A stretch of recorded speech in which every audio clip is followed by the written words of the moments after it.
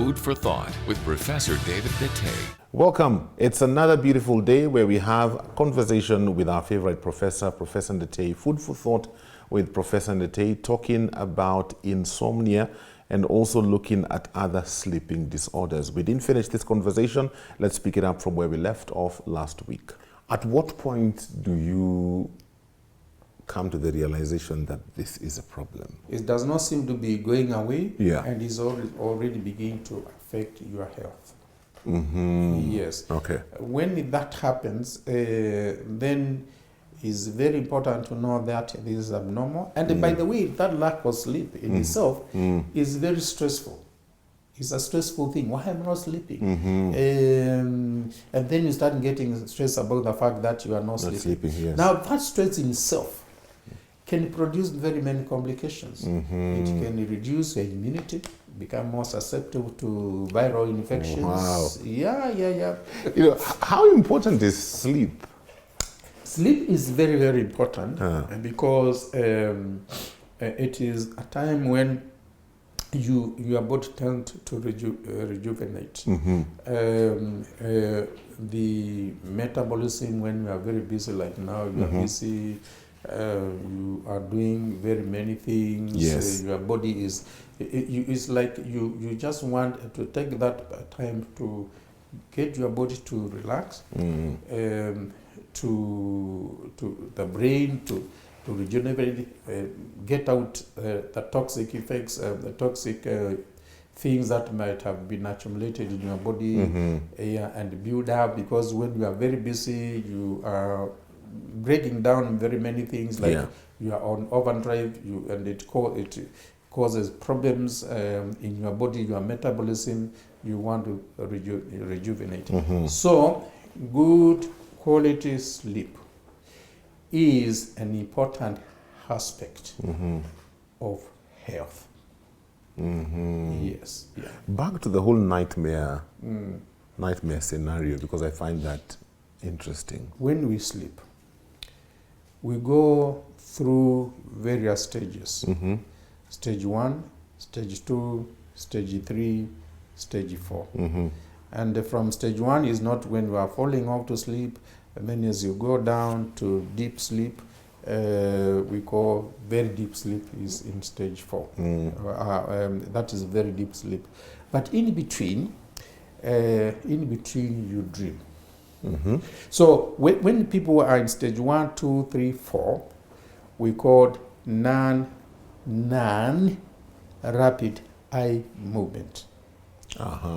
Non-rapid eye movement. Those 4 stages. But the interspersed with those, there is something we call rapid eye movement. It is during the rapid eye movement when your brain seems to be almost as active as if you are fully awake. Oh, so this is happening when you are asleep? Yes, it's happening when you are asleep. Oh. But your brain is very, very active. It's very active. And it's very easy to know when a person is sleeping.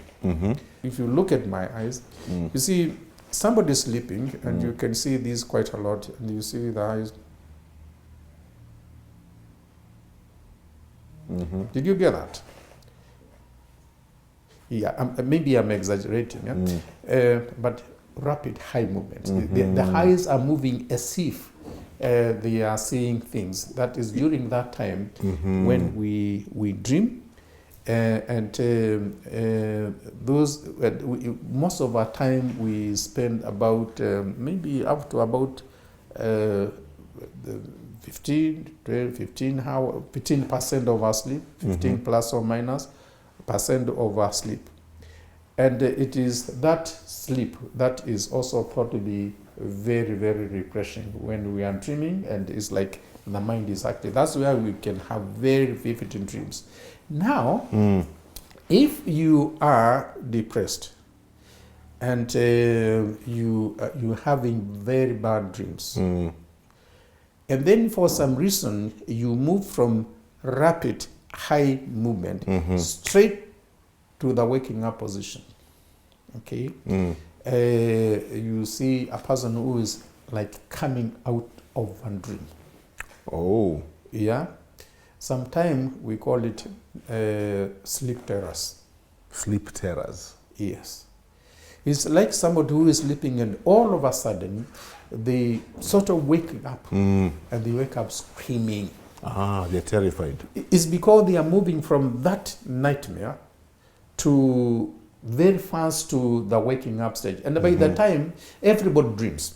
Everybody. Every dream. And if you don't dream, Yes. then that's abnormal. It's going to be easy. Why don't most of us remember our dreams? That's a problem. I will explain. Yeah. It is because if you start dreaming or having rapid high movement dreaming, when you are deep asleep, and then you move from, say, stage 4 back to stage 3, back to stage 1, then if it is gradual, then you will not remember. But if you move from rapid, when you are moving very fast to the waking up station, Yes. it's like you have a very vivid memory of what was happening. Yes. If it was a bad dream, you may wake up. You may wake up. They're terrified, depending on the dream. Like if you dream of thugs attacking you and things like that, and you move from there straight waking up, you wake up shouting. Or sometimes you're having very nice dream, and then you wake up and say, I wish I could have continued dreaming. Yes. You wake up when something nice was just about to happen. Yeah. Insomnia, does it affect both adults and children or only adults?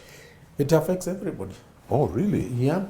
A very newly born, maybe the following day, you can see the child is asleep and somehow they have rapid high movement. They don't tell us what it is that they were dreaming about. I wish they could tell us. Children seem to sleep more than require more sleep because they are growing very fast. Yeah. Their metabolism is very high, so they need to as much rest as possible so that they rejuvenate or build up. As you become older, then you are not that very active, so you tend to sleep less. And as you grow much later, when the body much older, when the body does not require, you are not so active. Yeah. You require increasing less need for sleep. Okay. Yeah. For somebody who's having insomnia, how does this affect their productivity during the day?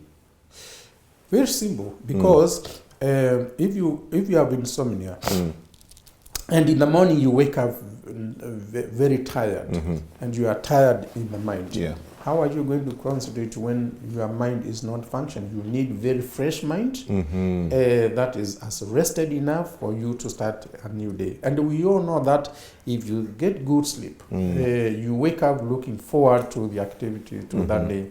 If you wake up when you have not had enough sleep, then your mind is still tired, and therefore you cannot be productive. So sleeps affects positively or negatively your productivity for the following day. There are other types of sleep disorders which have nothing to do with the quality or the quantity of sleep. There is a condition called narcolepsy. Narcolepsy. Narcolepsy you see in some people where somebody just falls asleep. They can even fall asleep when they are standing or walking. Yes. And they just fall.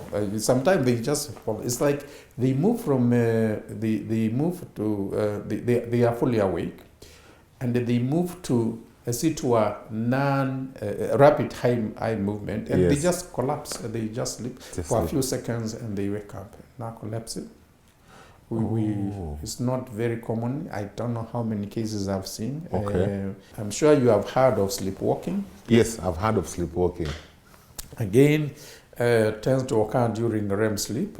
You see, during REM, rapid high movement is a form of sleep, But then at the same time, it looks like they are also active. That's why the mind is also active. Yes. Eyes moving back and moving rapidly, and they can just sleepwalking. And when you wake them up, then they discover that they discover they are in some place, or somebody wakes them up. Shall I say? Yes. They are walking, sleeping, and then that's sleepwalking. So what you do is that what are you doing? What are you doing walking this? They wake up. There is also sleep paralysis. When you are sleeping, you